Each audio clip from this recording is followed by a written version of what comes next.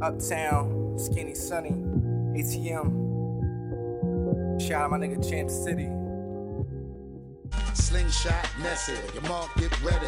Old school Chevy, outside jelly, inside peanut butter with the car selling. Car jelly, before it all get messy. Strawberry, haze, okay I smoke heavy. Hands sweaty, but yet and still my hands steady. I'm saying Understand that. So, with you being on MTV, just coming from Southwest Philly, you know, dealing with Diddy and everything that you're going through, the whole process that the new artists go through, you dealt with it all on TV.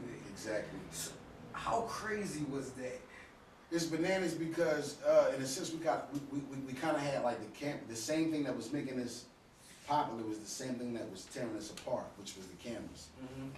Being that the cameras was in our face 24/7, it was a lot of front, it was a lot of fraud, there was a lot of extra activity that was going on that wouldn't normally be there if the cameras wasn't there. Then when it came time to record, the cameras in your face, so you can't really let your creative juices flow, and you can't really let it all hang out and be loose how you want to because the camera's always on. You gotta do, you always gotta look your best. You always gotta get up and you gotta put on something nice. You know what I mean? Your tracks, you know what I mean? Your ball shorts got to be name brand. You go to the corner store, you got to have a nice jacket on. You know what I'm saying? So it kind of make you like a victim of your own celebrity. But at that time, I was adjusting to it by being off the street, coming from the project, Southwest Philly, which is not really that big of a town compared to other markets as LA, New York, Atlanta, Miami. But you know, it was just adjusting to the whole lifestyle, living on the road, living out of a suitcase, hotel to hotel, flight after flight, show after show, interview after interview, photo shoot after photo shoot. It kind of takes some time to get adjusted to, and just to to kind of like evolve with the situation because it can take you by storm. And I kind of got caught up in the beginning, and I had to slow myself down. And what I really did is go to church and really just humble myself and not think that I was big in the situation, but look at it as a blessing from the Creator, which it really was. Because He gave me the talent to put me in front of those people to change my life and make my life better.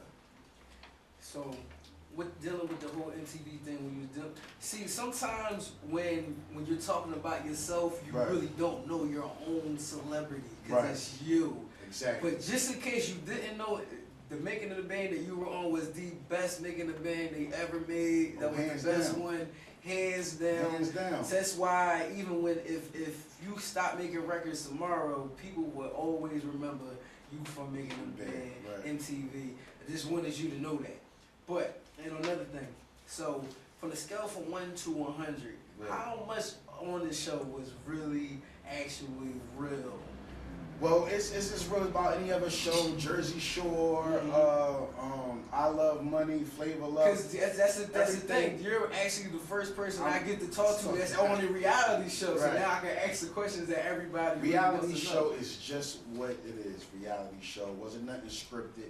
You know, we may have to get back in and out of the van and in the building a few times just for the different camera angles and look.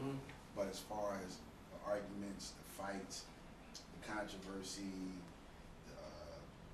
all that kind of stuff is not scripted.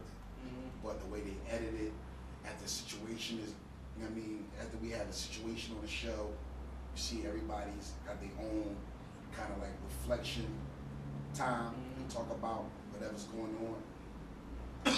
Excuse me. On that type of part is scripted because they have to narrate the story.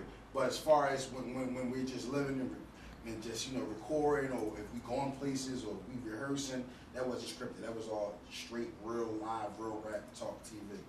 So when you're shooting, when y'all were shooting for the actual show, by the time it was aired, y'all were already home, right? Yeah.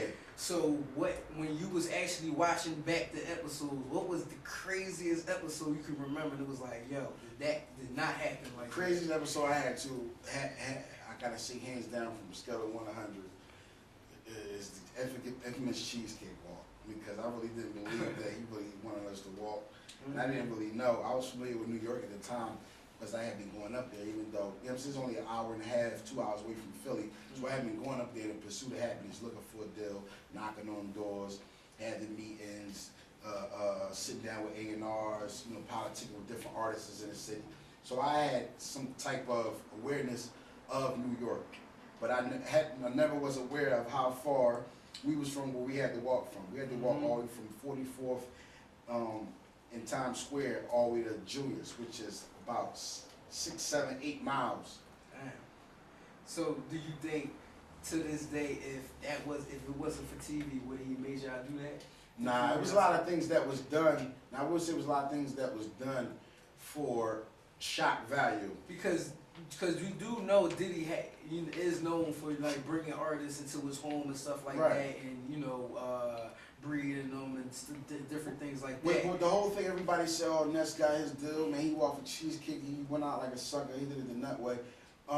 What P. Diddy did is no different from what people do in colleges, fraternities. When they make you brush your teeth, when they make you and your brothers, pledging brothers, brush your teeth and gargle with the same cup and drink, you know what I'm saying? When they make you eat from the same plate of food, when they make, you know what I'm saying? They make you just, it's public humiliation. They want to know if you weren't willing to give up something for a big opportunity that they have waiting for you. So something like you serious. Right. Exactly. So something like Easy's walking for cheesecake. Yeah, if a man walk to Julius for cheesecake, then yeah, that man is serious. I'm serious. I mean, I'm tired of my situation. I don't want to keep getting locked up. I'm in the street. You know what I mean? I come from a broken home, a single parent family. You know what I'm saying? I got, you know what I'm saying, a long history of drug addiction, drug use, you know what I'm saying, selling drugs, you know what I mean, doing all the wrong things. So if walking for cheesecake was going to better my life and put me in a better position so I could provide for my family, then hell yeah, I definitely was going to walk for cheesecake. And I would do it again today. If the same person asked me in the same situation, I would do it all over again. As you should. So how's your relationship with Diddy to this day? Like, do you talk to him, email, text, anything? Yeah, I talk to him via email, Twitter, you know what I'm saying? Like I said, we still have a relationship. There's a lot of mysteriousness about this whole Diddy thing and the bad boy thing, and he never looks out for his artists and he never puts nobody out. But as far as I'm concerned, he taught me a lot, and that was that's all that I really needed. He provided me with the tools and the mechanics that I need to go out here and win. So whether it's with him or without him, I'm still going to be Ness, and I'm still going to do my thing, and I'm still going to continue my drive and be persistent and be as hungry as the day I came in. But we still have a good relationship. That's one of my mentors, as long as with the other few people in the business that I've been around throughout my past 8 years of being in the business. You got to see, I signed with Bad Boy in 02. It's 11. The normal lifespan of an artist on any label is 3 to 5 years. I got 9.